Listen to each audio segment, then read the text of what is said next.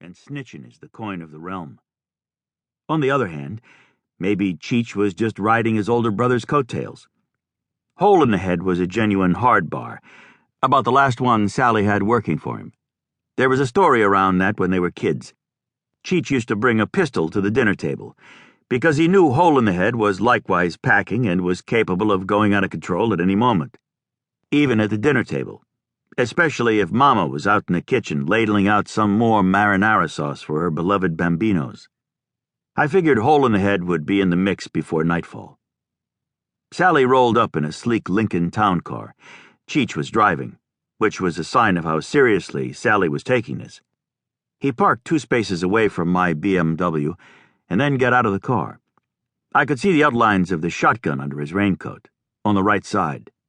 Cheech looked around menacingly to make sure nobody was coming at his boss. Totally unnecessary at this time of the morning, but maybe he was trying to impress Sally, or overcompensating for having a tougher brother. Then Cheech walked back to the Lincoln and opened the front passenger door for Sally. When Sally climbed out, Cheech nodded to him somberly, as if to indicate that he had reconnoitered the perimeter and found nothing amiss. Theatrical is what it was. Nobody I'd ever run into had ever mentioned Cheech capping anybody. If he was capable, he was keeping it a pretty good secret.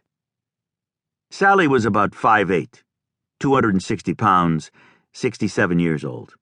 He, too, was wearing a raincoat, only his was over his pajamas, and on his feet were bedroom slippers. He had left Nahant in a hurry.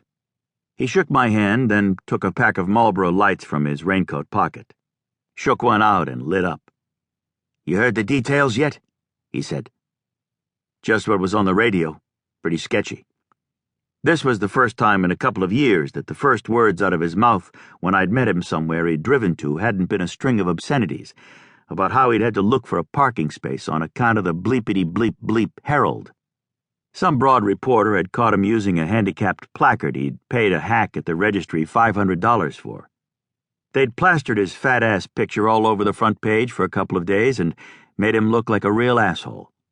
Now Sally, or his driver, had to look for a parking space like everybody else. Sally'd never gotten over it. Or at least he hadn't until now.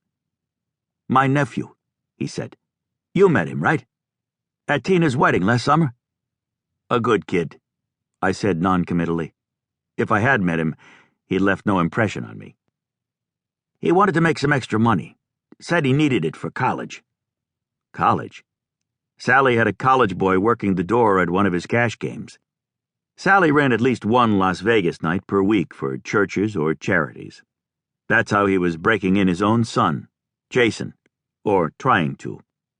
Inside a church seemed like a better place to start out a college boy than an after-hours bar booth game, although I would bet there wasn't a lot of cash in Sally's game anymore. These days the old-timers, which was all you'd have playing bar booth, tend to blow their Social Security on $20 or $30 scratch tickets, or maybe a trip to Foxwoods the first of the month, after the Eagle shits. A stick-up guy could get a bigger haul knocking over the bingo game Wednesday night at Marion Manor, the old folks' rest home in Southie. Sally took a drag on his cigarette and flicked it away, toward the seawall. "I know what you're thinking. These kids ain't like us. They're soft. He's from Linfield. Not Lynn, Linfield. Trees and shit. Lexuses. Soccer. Blonde fucking cheerleaders. But what am I gonna do? He ain't really my nephew, you know. He's my wife's. If I don't use him, she'll let me have it 'cause her sister's letting her have it. And now, I give 'em what they want and he's dead. And I ain't never gonna hear the end of it." "I didn't even know you were still running a bar booth game." "If I didn't, them old farts would be bitching and moaning all week at me at the social club down Salem Street. They ought to be home praying for a happy death, but instead they're on my ass, 'cause they got nothing better to do." I thought to myself, this is a guy who's on the National La Cosa Nostra organizational charts that the Department of Justice shows off at press conferences in Washington. He's right under Rubber Lips in the New England Mafia. He's the underboss, so-called, but when he's not taking a raft of shit at home, he's taking it down the North End at his club. Mario Puzo must be rolling over in his grave. "Sally," I said, "why didn't you have the kid